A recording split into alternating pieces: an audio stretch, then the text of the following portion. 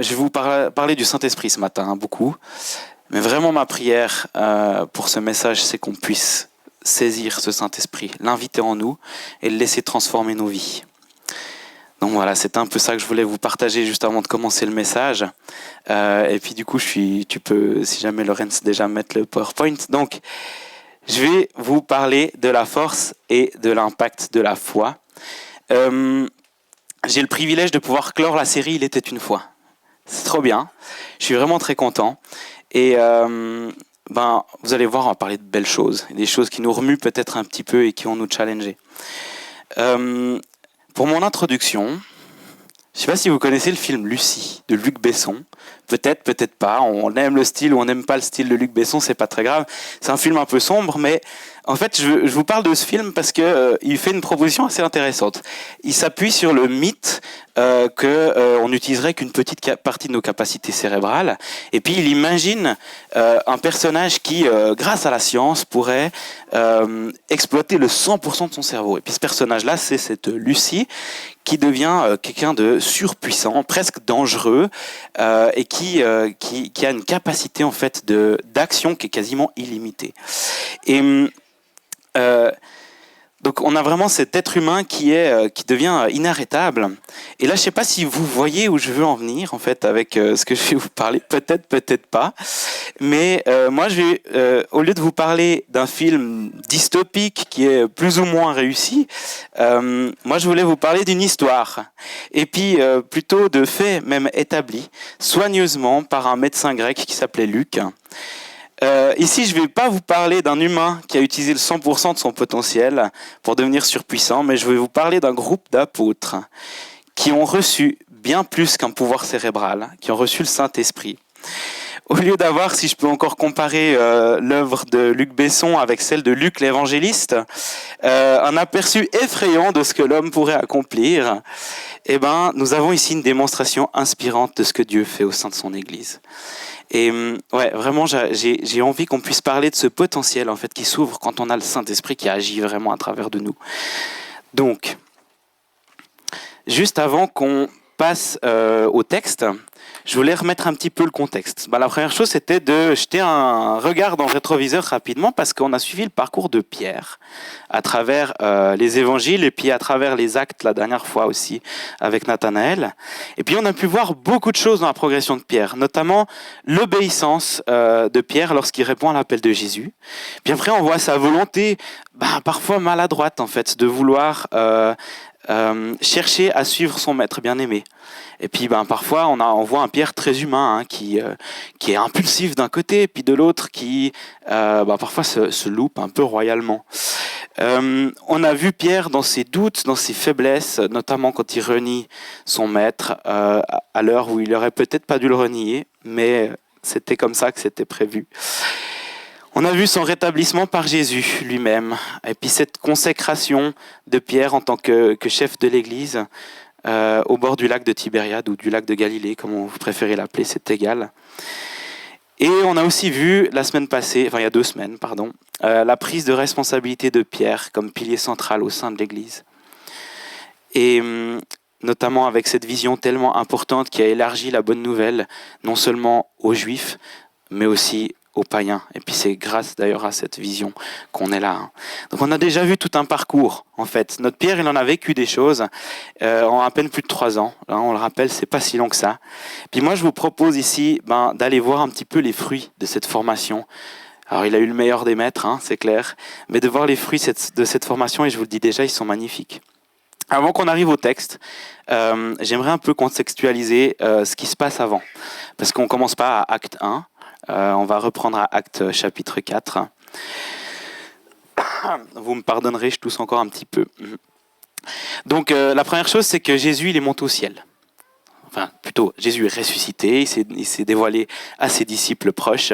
Ensuite, il est monté au ciel et puis il a chargé ses disciples d'une mission très simple et en même temps pas si simple que ça. Aller à Jérusalem, dans toute la Judée, dans la Samarie et jusqu'aux extrémités de la terre. Il leur promet l'envoi du Saint-Esprit aussi, comme équipier, comme puissance en fait, qui les accompagneront dans cette mission. Les apôtres choisissent un remplaçant pour Judas. On se rappelle Judas qui a trahi Jésus, puis ensuite s'est donné la mort probablement. Ils choisissent Matthias. Et ensuite, les disciples reçoivent le Saint-Esprit lors de la Pentecôte. Donc ça, c'est dans le chapitre 2. Et puis, on va arriver tout près de notre texte, avec Pierre qui va prêcher directement après la Pentecôte au peuple, qui va leur dire de se repentir, qui va réaffirmer la bonne nouvelle de Jésus-Christ, crucifié par ce peuple même et ressuscité. Et puis à ce moment-là, bam, 3000 nouveaux convertis. Alléluia, c'est déjà extraordinaire. Juste avant qu'on arrive au passage en question, on retrouve Pierre et Jean qui se rendent au temple et qui guérissent un boiteux, infirme de naissance. Donc ça, c'est dans Actes 3, 1 à 7. Et puis ensuite, Pierre va prêcher la résurrection de Christ. Et il appelle le peuple de Jérusalem à se repentir d'avoir fait mourir Jésus. Et il appelle le peuple de Jérusalem à suivre Jésus. Donc c'est là que notre histoire, elle va commencer. Je vais vous lire la parole, et puis je vais juste prier avant la lecture. Et ensuite, on attaquera tout ça. Seigneur, merci pour ta parole, merci parce qu'elle est vivante, merci parce que en plus de 2000 ans, elle est toujours restée intacte, elle nous est parvenue jusqu'à nous. Merci parce que tu t'adresses directement à nous à travers elle, et merci parce que cette parole, elle est puissante. Alors Seigneur, sois béni, sois glorifié pour ces mots que nous allons lire ensemble, et Seigneur, qu'on puisse comprendre toujours un peu plus ta parole. Amen. Alors je vous mets le texte. Donc on est dans Actes 4 à partir du verset 1. Donc ici on retrouve Pierre et Jean qui sont en train de parler à la foule vers le temple. Pendant qu'ils parlaient ainsi à la foule, survinrent quelques prêtres accompagnés du chef de la police du temple et des membres du parti des Sadducéens. Ils étaient irrités de voir les apôtres enseigner le peuple et leur annoncer que, puisque Jésus était ressuscité, les morts ressusciteraient eux aussi.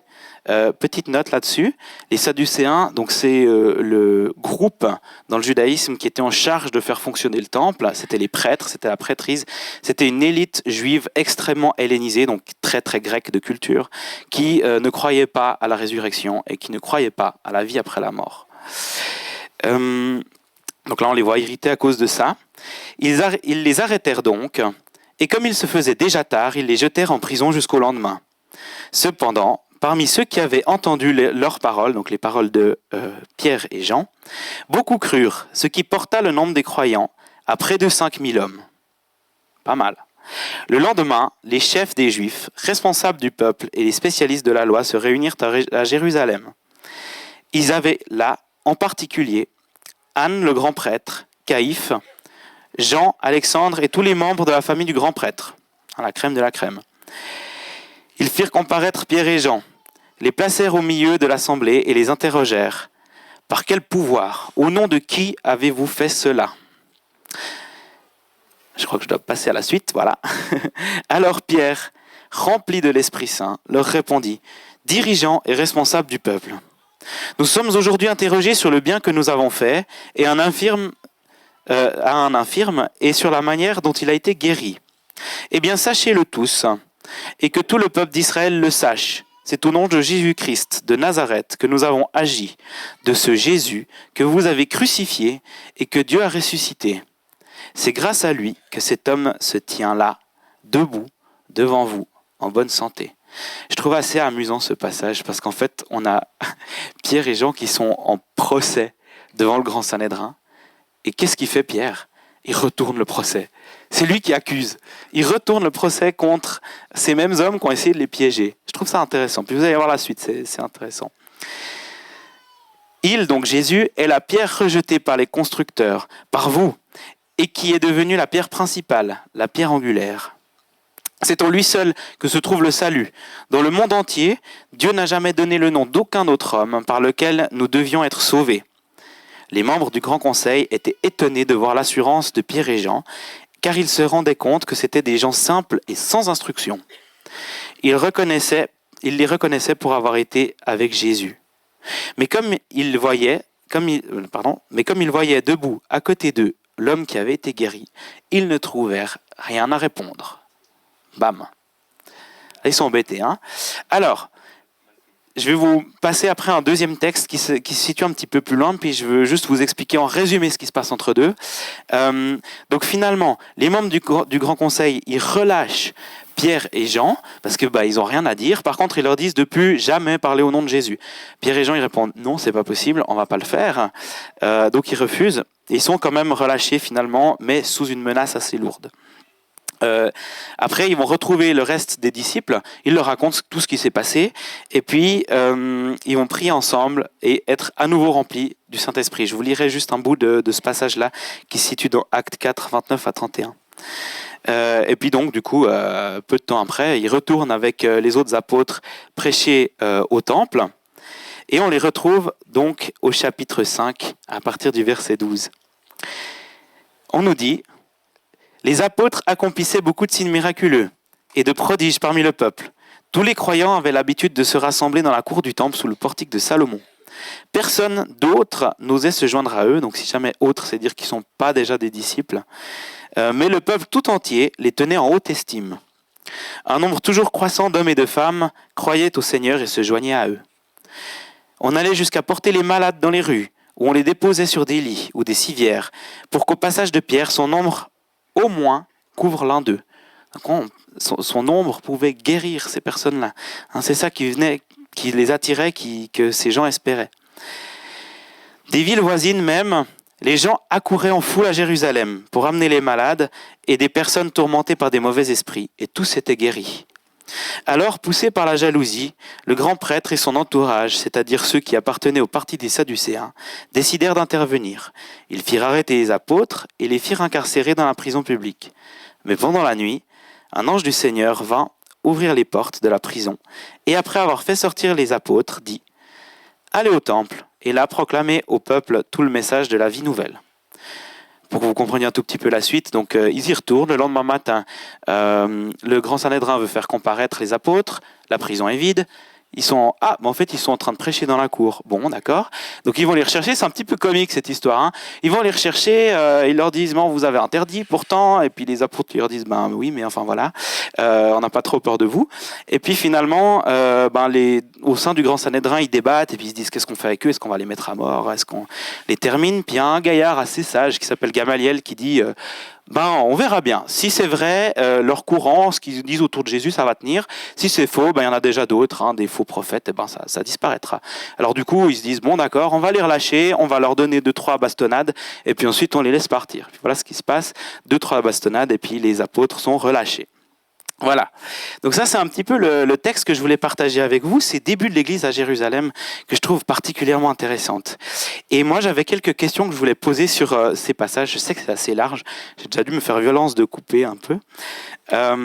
J'avais 3 questions que je voulais poser. La première, c'est quels sont les fruits portés par Pierre, spécifiquement, mais aussi par le reste des apôtres, parce qu'on ne les oublie pas, ils ont aussi leur rôle à jouer. La deuxième question, c'est comment est-ce qu'on peut expliquer une telle puissance dans les actes de Pierre et des apôtres? Et puis la troisième question, c'est quels sont les obstacles qui sont rencontrés, parce qu'il y en a aussi.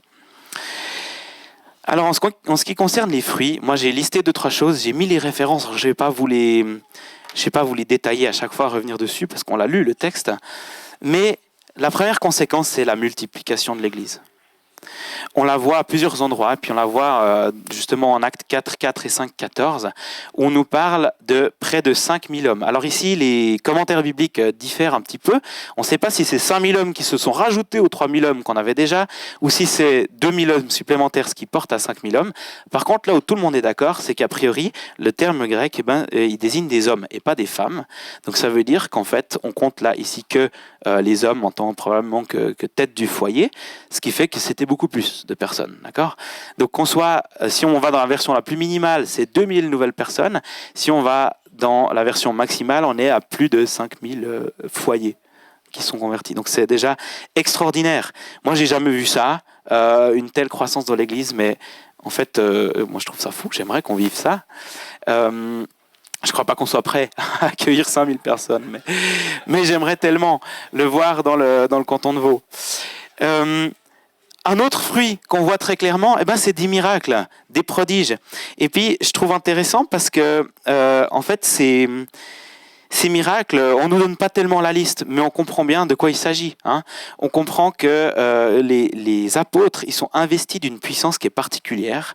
On comprend que les apôtres, ils guérissent, que les apôtres, ils délivrent d'esprits mauvais, et puis qu'il y a vraiment une puissance qui s'exprime à travers eux.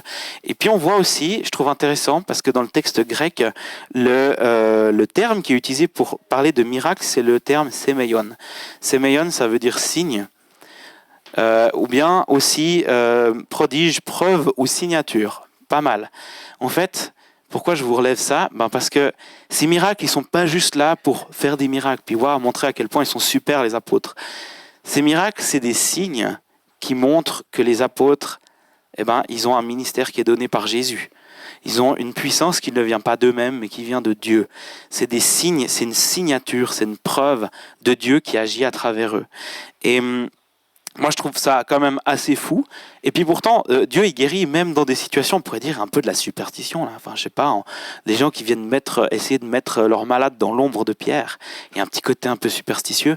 Mais en fait, Dieu, à ce moment-là, ce qu'il veut, c'est cette multiplication de l'Église. Et du coup, il agit de manière à ce que les gens soient attirés vers ses disciples. Et moi, je trouve ça vachement beau. Je trouve ça vachement puissant aussi. Un autre fruit qui, je crois, est assez clair et net dans ce texte, c'est l'assurance dans la foi. Je dirais même c'est un peu le dernier fruit que j'ai relevé, mais c'est vraiment pas le moindre. On voit que les apôtres, ils ont une certaine prestance, ils inspirent une certaine crainte. Hein. On nous dit que personne d'autre n'osait se joindre à eux. Peut-être par peur des Sadducéens, peut-être par crainte de Dieu. On ne sait pas, c'est pas précisé dans le texte. Mais en tout cas, ce qu'on sait, c'est que le peuple entier les tenait en haute estime. Parce qu'ils ne faisaient pas n'importe quoi, ils étaient légitimes. Légitimes par ces miracles, légitimes par cette puissance qui opérait à travers eux. Et puis surtout, j'aimerais relever l'assurance de Pierre, notamment, devant le grand Sanhédrin. Le grand Sanhédrin, juste pour recalibrer ça n'existe pas vraiment aujourd'hui. Hein. On n'a pas de grand Sanhédrin, mais c'est l'autorité suprême en matière de religion chez les Juifs à ce moment-là. Et puis c'est surtout le même conseil et les mêmes gaillards qui ont décidé de faire crucifier Jésus. Donc à mon avis, Pierre, quand il est passé devant le grand Sanhédrin, il savait très bien ce qu'il encourait. Même j'en suis certain. Il savait exactement ce qu'il encourait. Il risquait d'être mis à mort, tout comme son maître. Est-ce que vous avez l'impression que Pierre, il avait la pétoche quand il était devant le grand Sanhédrin ? Je crois pas. En tout cas, moi, je trouve que c'est pas comme ça qu'on le voit. Et puis même, je trouve que son assurance, elle est telle, comme je vous l'ai relevé avant, que Pierre, il va non seulement, il va pas se défendre en fait. Il va juste dire ce que vous avez vu et attesté, ce que vous nous demandez. On le fait. Ces miracles, on les fait au nom de Jésus-Christ, celui même que vous avez crucifié. Et là, il leur retourne le miroir. Il leur montre, vous étiez dans la faute. Est-ce qu'il était dans un esprit revanchard ? Je crois pas. Je crois pas, parce qu'il a prêché exactement les mêmes mots à la foule de Jérusalem, et puis il y a eu des convertis. Moi, je crois qu'il espérait qu'il y aurait des convertis. Et peut-être qu'il y en a eu. La Bible ne nous le dit pas. Mais en tout cas, il s'est pas caché. Il n'a pas renié Jésus. Il n'a pas joué l'autruche. Et ça, moi, je trouve que c'est déjà assez énorme quand on compare avec Matthieu 26, 70, quand Pierre renie Christ. La deuxième question, c'est comment est-ce qu'on peut expliquer une telle puissance, finalement ? Moi, je vous le dis déjà, c'est pas par les propres forces de Pierre. Pierre, il n'est pas parti dans le désert et puis il n'est pas allé pousser de la fonte spirituelle pour devenir un méga balèze de l'esprit. On n'est pas dans le scénario d'un film de kung-fu où le gaillard, il revient, il est super entraîné. Non, c'est pas ça. On sait que Pierre, il parle pas en son nom. Il prend aucun crédit. Hein. Si je vous prends dans justement Acte 4:10, c'est au nom de Jésus-Christ de Nazareth que nous avons agi. Moi, je trouve ça assez fort, en fait. Parce que, et puis j'ai mis encore un petit peu plus loin, c'est grâce à lui que cet homme se tient là et est en bonne santé. Hein. Il prend aucun crédit. C'est pas lui, c'est pas sa progression spirituelle personnelle qui a fait qu'il était d'un coup super fort. Non, c'est par Christ, c'est par la puissance de Christ qui lui est venue pendant la Pentecôte. C'est par le Saint-Esprit. Et surtout, ce que j'ajouterais, c'est que tout ce qu'il a fait jusque-là et tout ce qu'il va faire encore par la suite, il le fait dans une soumission totale à la souveraineté de Jésus. Hein. À chaque fois, il agit au nom de son souverain, au nom de Jésus. Donc la réponse est là, assez simple finalement. S'il y a une telle puissance, c'est par l'autorité de Christ et puis par la transformation, la puissance transformatrice du Saint-Esprit. Et puis on le voit dans Acte 2, il y a la Pentecôte. Et puis on nous le dit aussi dans le texte, quand Pierre répond au Sanhédrin, c'est Pierre répondit rempli du Saint-Esprit. C'est pas rempli de sagesse ou d'intellect qu'on nous dit dans le texte. C'est rempli du Saint-Esprit. Donc il laisse le Saint-Esprit finalement passer à travers lui. Il est véhicule de l'Esprit à ce moment-là. Et moi je trouve ça très très fort. Et comme je vous l'ai dit, il suffirait de comparer juste Pierre qui fait pas bonne figure au moment de la crucifixion de Jésus, qui allait se cacher, qui a renié son maître, et puis Pierre maintenant devant le même tribunal, c'est pas le même homme, c'est pas la même puissance. Il y a une transformation, puis cette transformation, elle est seulement possible par l'action du Saint-Esprit. Et puis la dernière chose que je voulais vous dire, c'est que en fait ces miracles qu'on voit dans le chapitre 5, ces fameux miracles nombreux qui attirent plein de croyants, en fait, ils découlent de quelque chose qui se passe entre les deux passages que je viens de vous lire. Ils découlent du positionnement de l'Église dans la prière. En Actes 4, 29, on retrouve les disciples qui sont réunis. Donc, comme je vous ai dit, Pierre et Jean, ils témoignent de ce qu'ils ont vécu dans le Sanhédrin, et puis ensuite l'Église se met à prier d'un seul cœur. Puis je vais juste vous lire ce texte, parce que je trouve qu'elle est belle cette prière.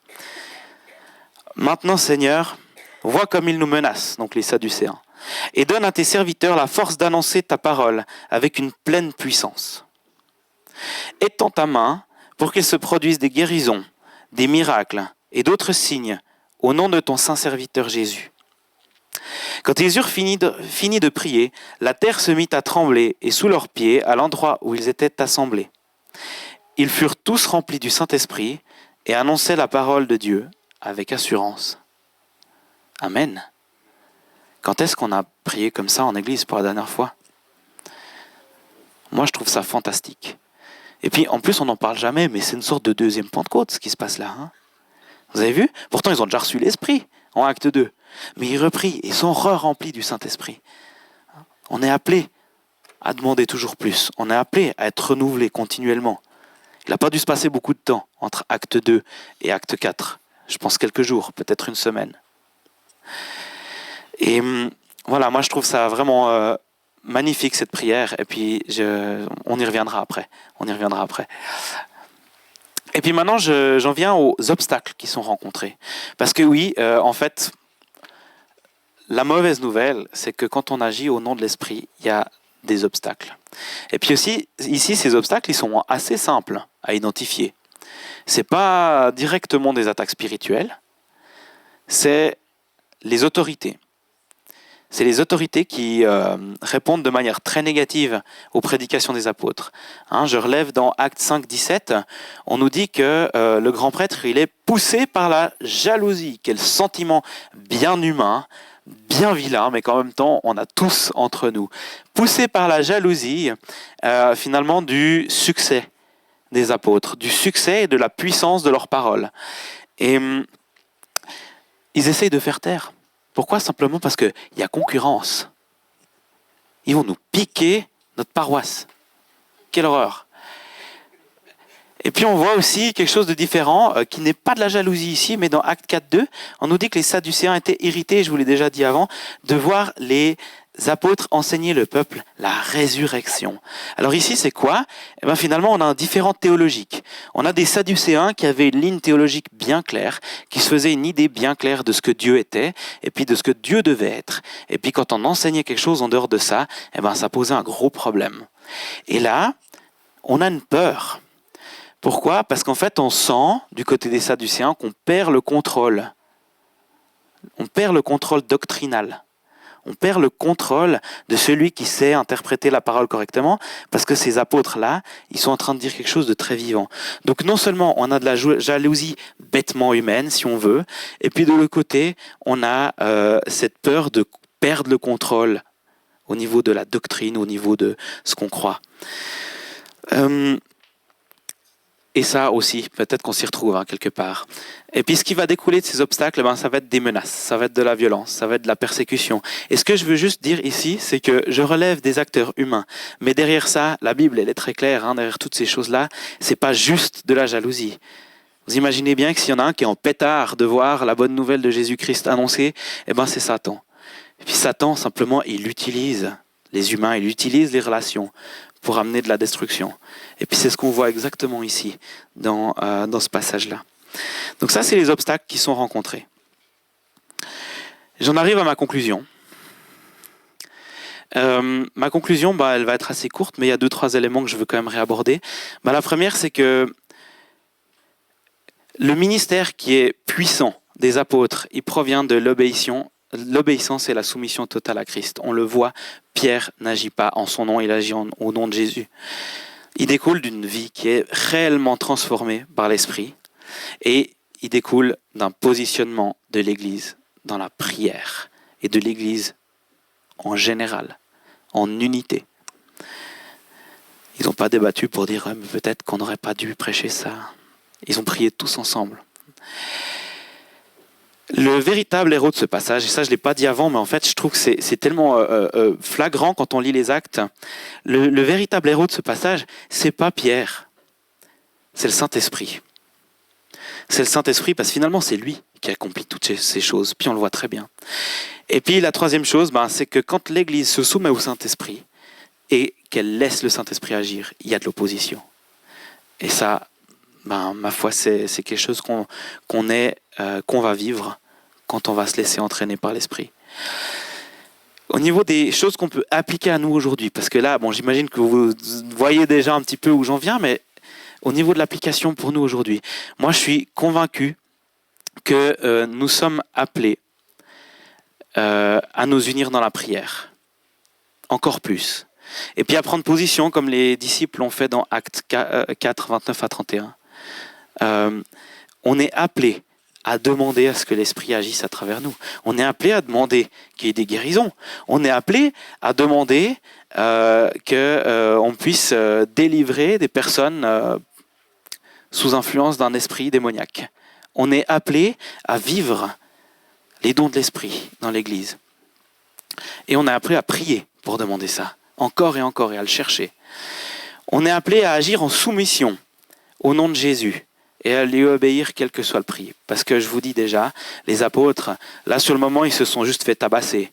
Mais si on en croit en tout cas la tradition, mais on le sait, les apôtres, ils n'ont pas très bien fini. C'était compliqué ce qui s'est passé après.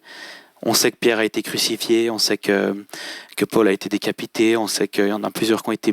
ils ont presque tous été morts en martyrs. On est appelé aussi à aller en payer le prix. On est appelé à multiplier l'Église par notre témoignage et par surtout l'impact de l'Esprit à travers nous. Et on est appelé à nous remettre en question. C'est le dernier point, il fait un petit peu mal, mais on a besoin de l'aborder. On est appelé à nous remettre en question. Est-ce que parfois, nous, on est comme ces Sadducéens ? Est-ce que parfois, quand on voit un jeune converti qui prie et qui fait des miracles, on est un peu jaloux ? Ou est-ce que parfois, on voit une église qui vit un réveil et puis nous, on est un peu là... et on est un peu jaloux, puis du coup, on juge. Est-ce que parfois, on a une théologie où on met Dieu là-dedans, et puis quand on a l'impression que ça ne nous met pas d'accord, on bloque. Tac, on ferme. On se coince, on se braque. Est-ce qu'on a des choses dans nos vies qui font barrage à l'action de l'Esprit ? Ma réponse, je vous le dis déjà, c'est oui. Et on a tous ça. Et si je cite notre cher Jean-Marc Bigler, on a tous un pharisien qui dort au fond de nous. Moi, je crois qu'on a aussi tous un sadducéen qui dort au fond de nous. Et on est tous appelés à lutter contre, à le faire sortir. Donc voilà. Maintenant, je vais vous appeler à faire à prendre un temps de ministère. On va le vivre en 2 temps. On va vivre ce temps-là, d'abord personnel, parce qu'il y a des choses qu'on a peut-être réglées à l'intérieur de nous-mêmes. Et puis ensuite, on va le vivre en communauté. Dans ce temps personnel, on va le faire dans le silence. Je vais laisser quelques minutes passer. Ce sera vraiment vous, Dieu. Vous pouvez vous lever, vous pouvez rester assis, vous pouvez fermer les yeux, c'est égal. Mais j'aimerais qu'on puisse se positionner dans la prière. Et puis, moi, je clôturerai aussi par la prière. Qu'on puisse se positionner et puis se dire, Seigneur, si j'ai besoin d'être renouvelé personnellement par ton esprit, alors viens à l'intérieur de moi, renouvelle-moi, change-moi, bouleverse-moi. Ça, c'est la première chose. Et puis la deuxième chose, c'est peut-être prier s'il y a des choses qui font barrage dans votre cœur, s'il y a des petits sadducéens qui bloquent l'action de l'esprit dans vos vies, eh bien là aussi, remettez ça à Dieu. Remettez ça à Dieu, puis je prierai pour vous à la fin du temps. Voilà, on va prendre ce temps-là dans le silence.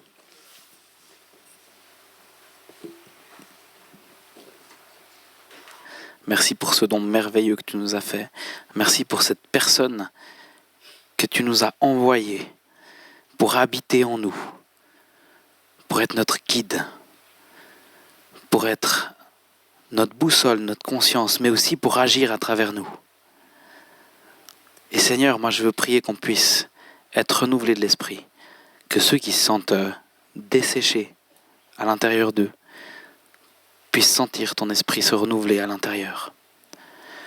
Je prie que ton Saint-Esprit vienne sur notre communauté, transforme nos vies, nous donne cette soif de te suivre, cette soif de témoigner, cette soif de voir ta famille s'agrandir, Seigneur.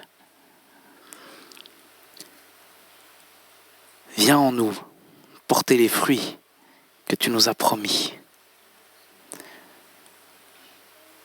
Viens en nous réveiller nos âmes. Et que ta gloire se déverse à travers ça. Et qu'on soit témoin de ta bonne nouvelle, de ta grâce, de ta gloire et de ton amour. Amen. Et je vais aussi prier, Seigneur, pour que tout ce qui ferait obstruction à ton esprit, tout ce qui nous bloque, tout ce qui nous empêche de vraiment venir à toi et de t'accueillir, dans ton nom, Jésus, je prie que ces choses elles s'en aillent, que ton Saint-Esprit travaille à l'intérieur de nous. Que nos fausses idées, que nos préconçus, que nos jalousies soient bouleversées par une nouvelle compréhension et une grande sagesse qui vient de ta part et qui vient pas des hommes, pas du monde. Amen.